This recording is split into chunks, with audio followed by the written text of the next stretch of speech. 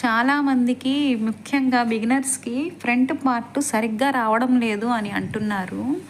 Dots అనేవి ఈ విధంగా ట్రై చేయండి ఒకసారి, మీకు తప్పకుండా కుదురుతుంది బ్లౌజ్ అనేది. మెయిన్ డాట్ని బేస్ చేసుకుంటూ మిగతా 2 డాట్స్ కూడా అదే విధంగా స్టిచ్ చేయండి.